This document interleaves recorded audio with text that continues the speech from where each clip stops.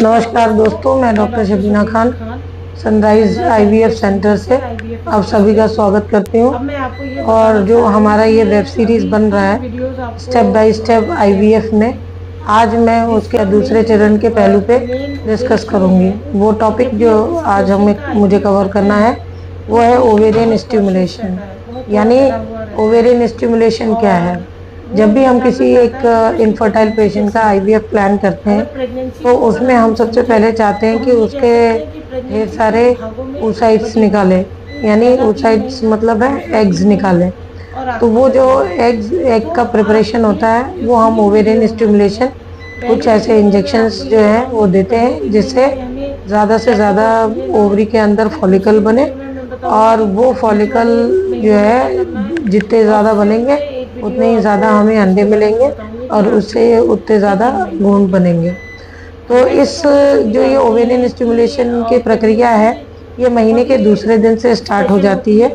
इसमें सबसे पहले, जैसे मैंने इससे पहले वाली सीरीज़ में बता दिया है कि आईवीएफ के पहले क्या क्या जांचें करनी है, वो सब कुछ हो जाने के बाद विशेष जो ध्यान रखेंगे वो है अल्ट्रासाउंड पे।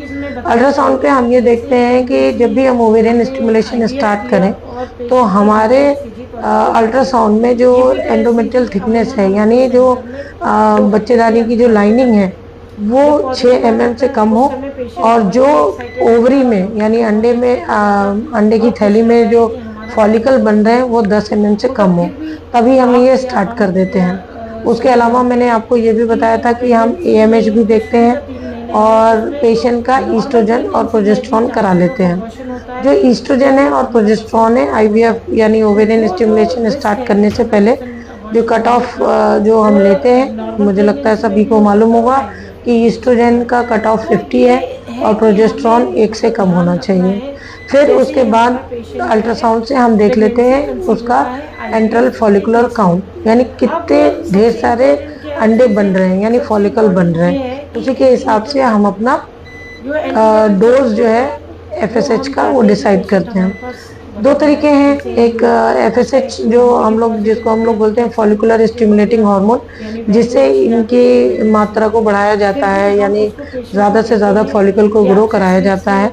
वो 2 आते हैं। एक तो हम जो अपने सेंटर पे यूज़ कर रहे हैं वो रिकॉम्बिनेंट FSH है।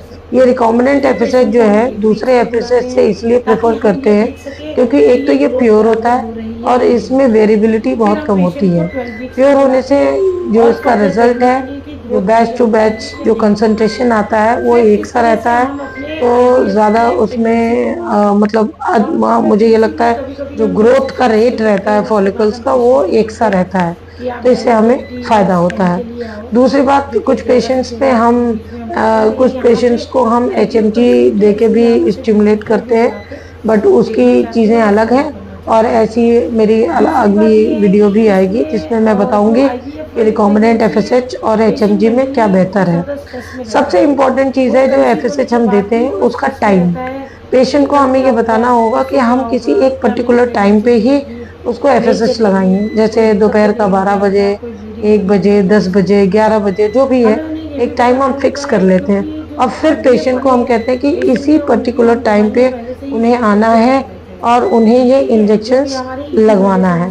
अब इसकी ग्रोथ जो है, पहले हम 3 इंजेक्शंस देते हैं, फिर अल्ट्रासाउंड करके हम देखते हैं कि हमारे फॉलिकल के साइज़ कितने हो गए।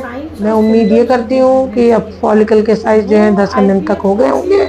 फिर उसके बाद उनको फिर से इंजेक्शन देते हैं ताकि जब तक हमारा फॉलिकल जो है 14 mm का ना हो जाए।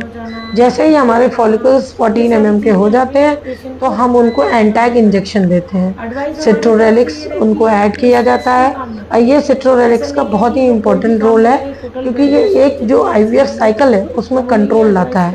ये जो हमारे एग्स हैं यानी ये जो हमारे फॉलिकल्स हैं इनको प्रीमेच्योरली रप्चर नहीं होने देता, तो इसलिए 14 mm के बाद जब भी हमें लग रहा है तो हम इसमें सिट्रोरेलिक्स ऐड कर देते हैं। फिर हम पेशेंट का अल्ट्रासाउंड रिपीटेडली करते हैं, हर दूसरे दिन बुलाते हैं, यानी दूसरे दिन हो गया, फिर चौथे दिन हो गया, फिर छठे दिन, मतलब ये करते हैं। अगर ये देखा जाए मने कि कितने इंजेक्शन लग जाते हैं, मैं मानती हूँ कि 9 से 10 दिन, 11 दिन, 12 दिन, depending on the patients response, ये जो है इंजेक्शंस लगते रहते हैं। एक बार जब हमारा फॉलिकल मैच्योरिटी के साइज पे आ जाता है, 18-20 mm हो जाता है, तो हम अपने पेशेंट को ट्रिगर देते हैं। अब जैसे सिट्रो जो हमें कंट्रोल दे रहा था वो इम्पोर्टेंट है, वैसे ही जो ट्रिगर का इंजेक्शन है वो भी इम्पोर्टेंट है।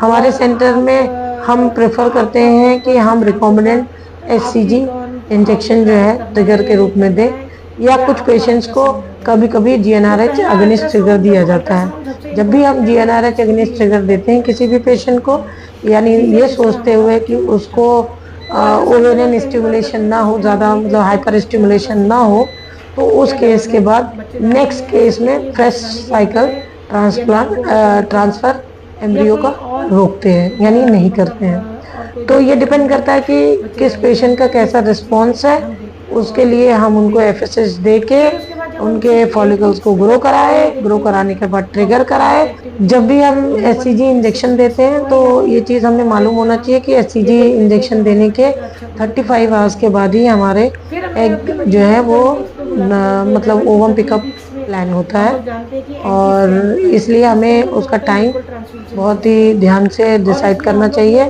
कि ऐसा ना हो कि आप कोई ट्रिगर का टाइम वो आगे पीछे कर दें और जिससे आपका नुकसान हो जाए या आपके एग रप्चर हो जाए। इस चीज़ का विशेष ध्यान रखें। फिर जब उनका पूरा अच्छा टाइम आ जाता है, फिर हम उसमें से एग निकालते हैं। और मैं अपने नेक्स्ट वीडियो में आपको ये बताऊंगी कि ये जो ओवम पिकअप है या अंडे निकालने की प्रक्रिया है वो हम कैसे करते हैं, और वो उसकी क्या सावधानियां या क्या शर्तें होनी चाहिए। आशा करती हूँ कि ये वीडियो आपके लिए उपयोगी साबित हुआ होगा। अगर आपको कोई भी डाउट हो या कोई भी क्वेश्चन हो तो वो आप हमसे ज़रूर पूछ सकते हैं। नमस्कार, धन्यवाद।